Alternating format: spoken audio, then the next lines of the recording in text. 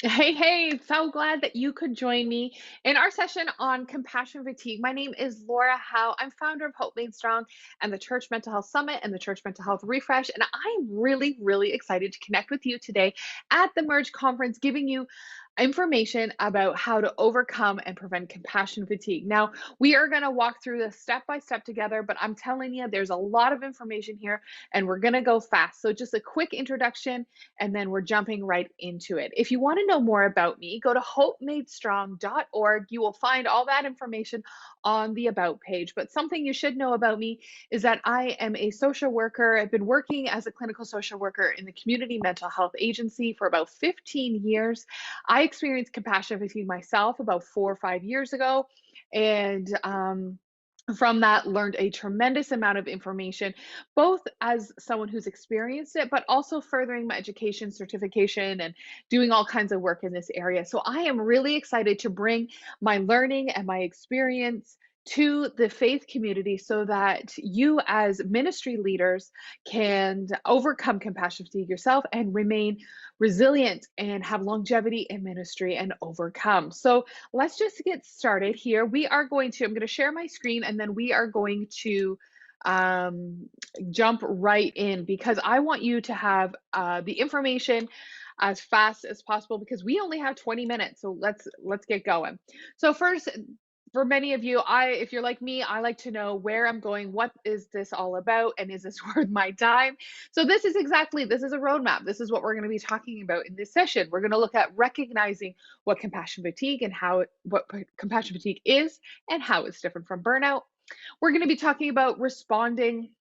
What are those first things that you can do when you're experiencing compassion fatigue, building resilience to overcome, and looking at prevention strategies? Now, let's just get started. So, we are going to look right away at recognizing. Now, I think it's important for us to recognize the differences between compassion fatigue and burnout because we often say, oh, I'm burnt out, when really I think we might be experiencing compassion fatigue. So, really, the difference is subtle, but I think really important. So burnout really is comprised of three ingredients. It's comprised of hopelessness, helplessness, and prolonged stress. So if you had a recipe for burnout, these three would be the ingredients. And hopelessness is really all about that feeling that nothing is ever going to change. You're stuck in that hamster wheel, doing the same thing day in, day out, and it's not going to change. It's going to be like this forever. Can anyone raise a hand to feeling like that in COVID? Absolutely. Now, helplessness really is all about that feeling of loss of control, that you can't change your circumstances. You don't have the power or the authority to adjust your job description or the expectations that people have on you. Really, it is feeling helpless or you don't have control over your own job or expectations or circumstances.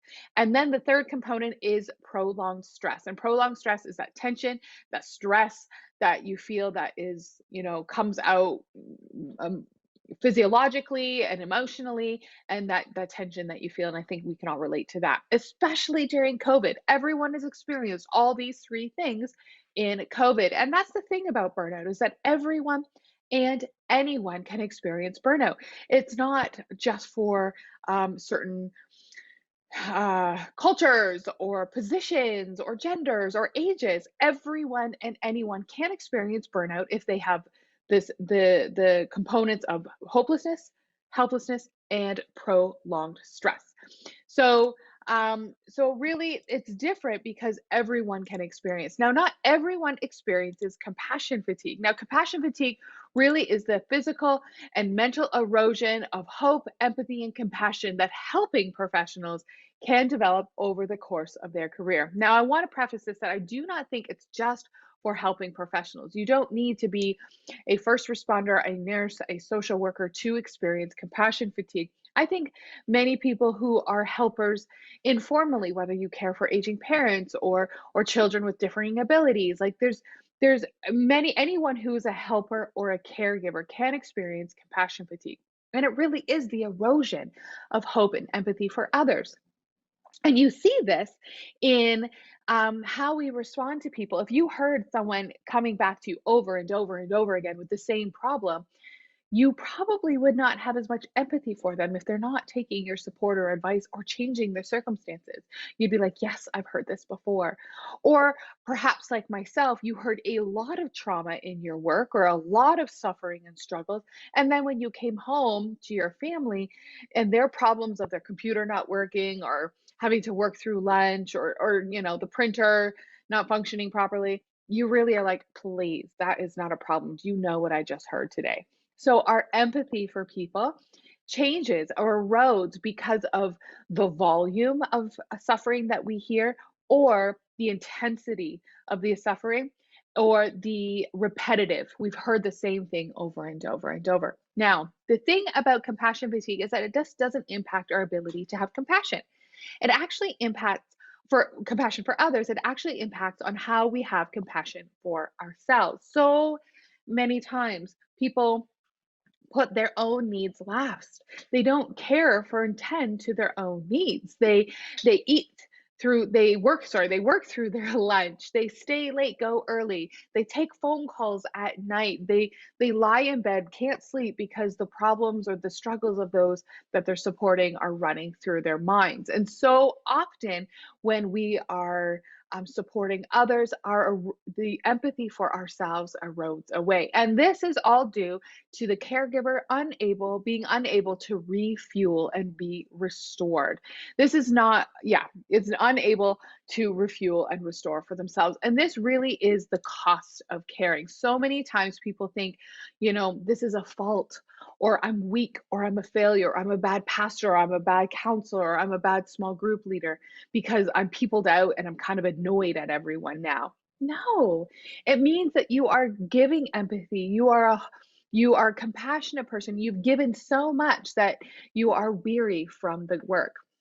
My dog is at my feet trying to get my attention, so I apologize if the camera shakes. Okay, compassion fatigue really is a cost of caring. It's actually an occupational hazard of the job. We think of construction workers and that they wear a helmet or boots or things to minimize the risk of being hurt on the job, and because we know there's known risks of things falling or tools not operating properly. But really, the occupational hazard for caregivers is compassion fatigue. So it is a known risk of being a caregiver, not a fault of your own. And one of the first things that we can do or we want to do is really recognize what those signs and symptoms are. We want to recognize what we are experiencing for ourselves so that we're able to do something about it. And here is a huge list of different, not exhaustive list by any means, but here's a list of signs and symptoms that people experience when they have compassion fatigue. Now, I can't go through every single one. We'll be here for like hours. However, I do want to highlight three that I think are really important and we often minimize as ministry leaders. So one is that exaggerated sense of responsibility, and we kind of talked about that feeling that we have to be available at all times because people are depending on us. Really, that is an exaggerated sense of responsibility. We are not responsible for people. We are supporters. We are not saviors. And you would think that if we were supporting people and we were weary from that work, we would pull away. But actually, research tells us that that opposite is true, that at the beginning stages of compassion fatigue, we actually jump in to our support work more, and we eat through our not eat we work through our lunches when we're supposed to be eating, and we dive right in and we become over involved, or we have that exaggerated sense of responsibility. Another one is over on the psychological signs and symptoms. It is really this disruption of worldview. And that means is that your view of the world shifts or changes because of the work you do. An example of that is a friend of mine is a police officer who's done a lot of investigations in child abuse cases. And they struggled with finding a babysitter for their children because they felt that it was unsafe, that those who could care for their kids, they might harm their children. And that shift or perception of the world was shifted because of the work that they do. Perhaps you're a marriage therapist or pastoral care and you see a lot of people for marriage problems. So you think that all marriages struggle and are suffering, maybe not privately even, because you do so much and you hear so much of this work. So, disruption of worldview is your perspective or your worldview shifts or changes, and because of the work that you do. And this is really a long term impact of compassion fatigue. Now, another one that I think is numbness. It's when we've heard so much information that when we hear maybe a tragedy happening in our church, on the exterior we all respond appropriately, but on the inside we're numb, we're jaded, potentially even resentful.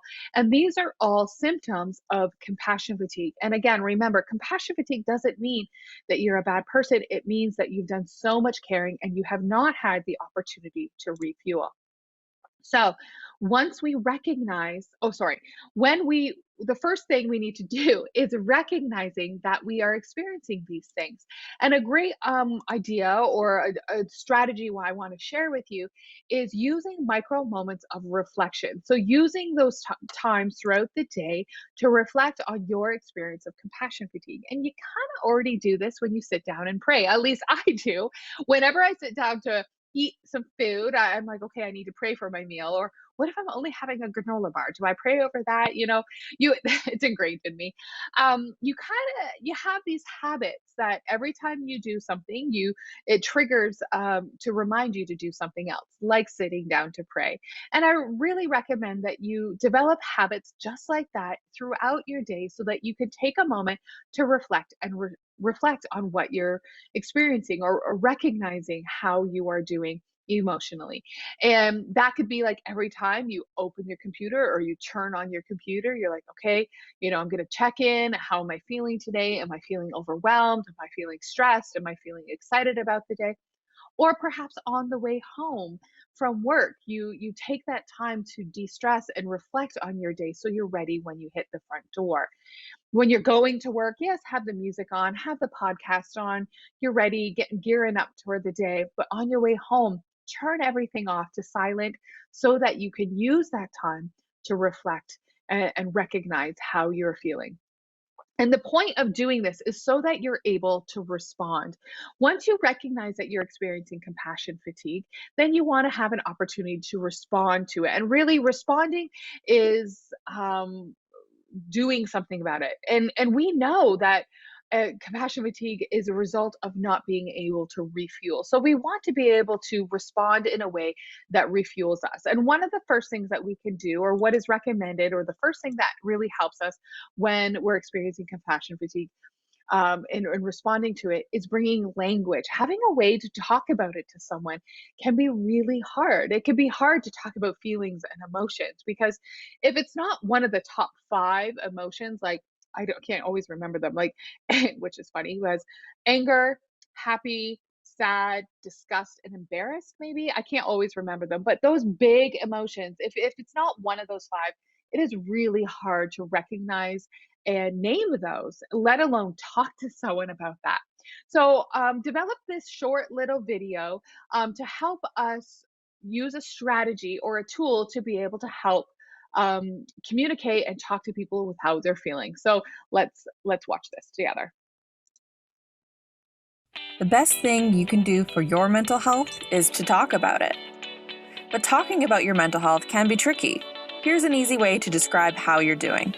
Imagine your mental health like a scale that goes from green to yellow to red. In the green zone, you're feeling positive and good to go. The red zone is when your mental health is in trouble and you're facing a crisis. Yellow can be anywhere between just okay and not great. It's normal to move between these zones in just one day, but being able to identify where you are and tell someone is the first step towards positive mental health. There we go. The best thing you can do. There we go. Okay. So I really encourage everyone, when you are, once you recognize what you are experiencing, to utilize this tool, the green, yellow, and red scale, so that you're able to talk about what you're experiencing, because it really is one of best strategies that you can do. Because when you are silent and alone, it fuels or can become overwhelming. But when you talk to someone about it, whether it's a coworker, a friend, your spouse, a family member, a mentor, it really brings things into the light and takes the power away from the shame or the guilt or the overwhelm that you're experiencing. Now, one of the strategies, this is a really good strategy that I want to encourage you to use maybe in your teams or with your family or in your whole organization, because it really gives permission for people to recognize when they're having a difficult day and being able to respond to it so it doesn't burden them and weigh them down. This is great to use even with kids. I was in a walk-in session or a crisis walk-in session with a child who was only like 6 or 7 years old.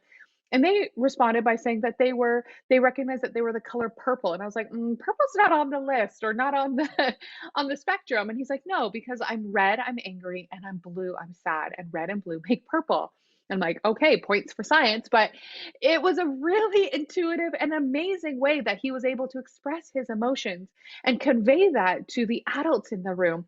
And he did not have the language skills to be able to do that. So this is an amazing tool that you can use to really help your team communicate how they're doing and kind of allow or give permissions for people to talk about what they're experiencing so they don't become overwhelmed. It really builds resilience. And that goes into our next slide, which is all about building resilience. And we talked about how compassion fatigue, being able to refuel, is really how you overcome compassion fatigue. And resiliency is one of those words that you're like, is this really true? What really is it? Is it like work-life balance where everyone says it's good, but nobody knows or can achieve it?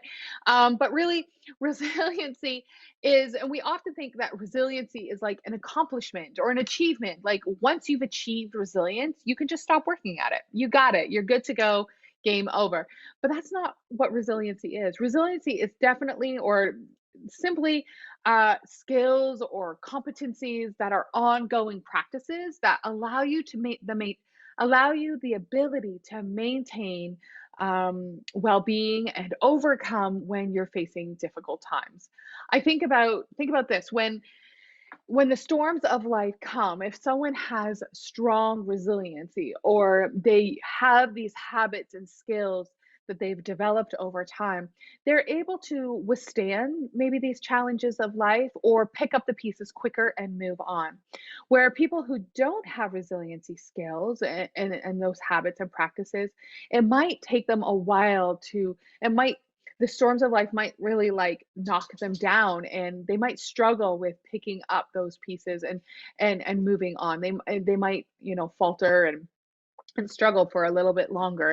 And so resiliency is not an achievement. Like once you get it, it's one and done. No, it really is the practice of ongoing skills and competencies. And I break it down into 7 keys. So 7 keys to resilience really is building self-awareness, meditation, staying connected, self-care, boundaries, rest, and having fun. I would love to go through every single one of these. I think this is an entire day's worth of work right here. What they are, how to work at them. But it's really, we don't have the time for that today. But I want to encourage you to go to my blog, hopemadestrong.org. Go to the blog and look for that video of keys to resiliency, 7 keys to resiliency. And we go into more detail in that video of what they are. And I guess if you wanted to wrap it all up into one, you could wrap it all up into self-care. Self-care is absolutely essential. And a study was done in 2013 on what makes a ministry leader resilient. And they found 5 different things, and they were what you would expect, leadership and emotional intelligence and spiritual formation, all these kind of skills that a clergy or pastors need to have. And one of those is self care. They said it is absolutely essential for a clergy person to have in order for them to be resilient and be flourishing and thriving and fruitful in ministry, they need to have healthy self care. This is my dog in the background ringing the bell to go outside. Perfect timing, right? Okay. So, I've talked really fast, but I do want to with you about prevention. Now, when we are looking at prevention, it really is looking more at what can you do in your habits and your systems and in your organizations that can help prevent compassion fatigue from building. How can you allow for opportunities to refuel on an ongoing basis so you don't find yourself worn and weary? And I think it's important to have intentional actions. And one of those actions can be um, low impact debriefing. And this is a strategy that was developed by Lori Ann Perlman, Karen Svakny, and um, it's done in four components. And again, I would love to go through and teach these in depth and in detail. But again, it's on my blog, hopemadstrong.org.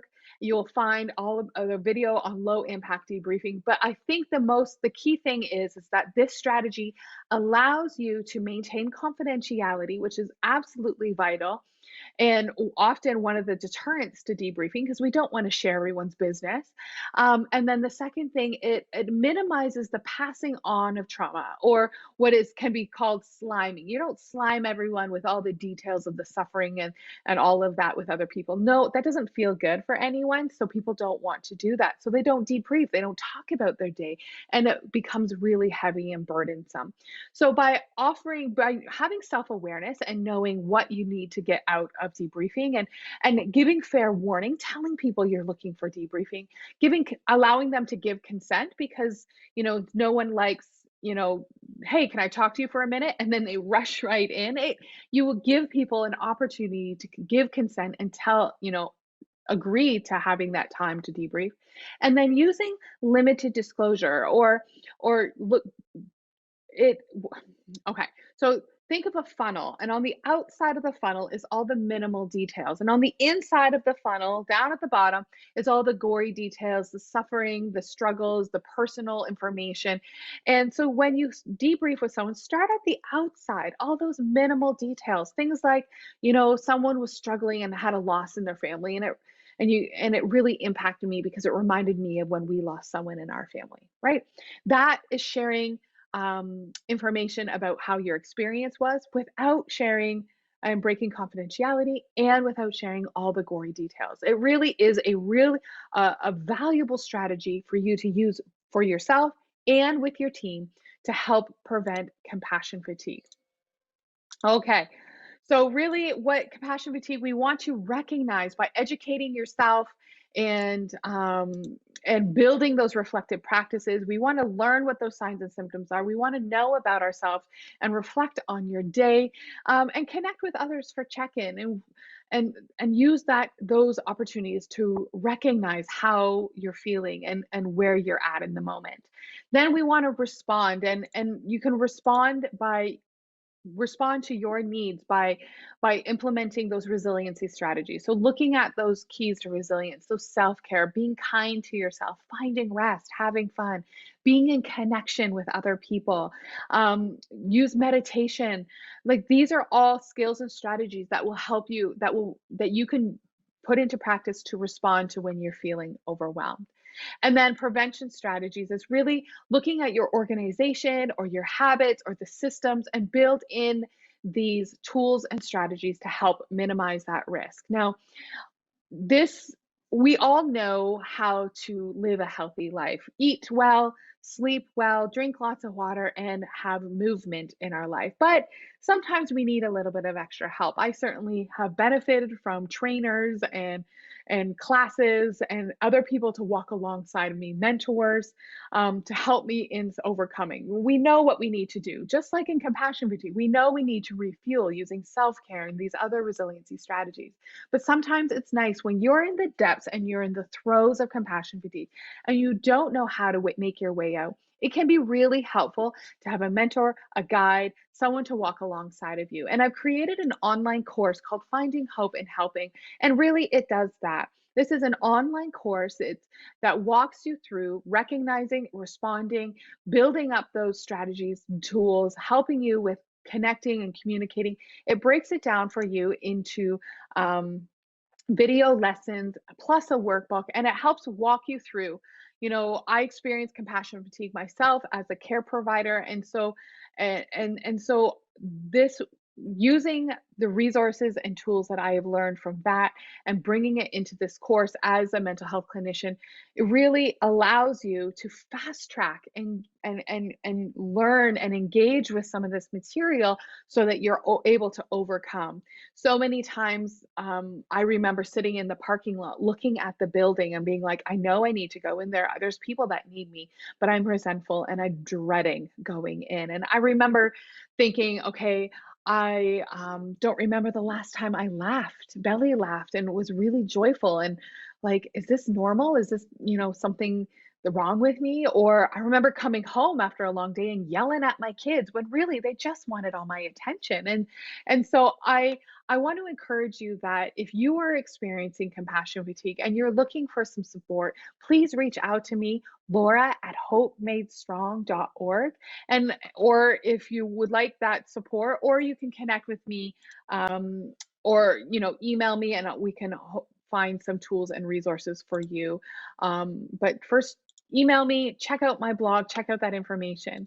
I also want to share with you an event that I'm putting on in May, and this is really offering 5 talks in 5 days. It's all about training your teams, your church teams. So if you are a ministry leader and you have people who are working with you in your church, we are going to be talking about it's a comprehensive training on mental health, addictions, domestic violence. So recognizing and how to recognizing that in your church and how your church can respond, as well as building into your leaders on about compassion fatigue. We're definitely going to go more in depth, and then looking at how to have a healthy soul while in a thriving ministry. So really speaking to those who are married and who are in full-time ministry, or are ministry leaders, like how to have a healthy, thriving marriage while in ministry. And so I want to encourage you to go churchmentalhealthrefresh.com for all of that information.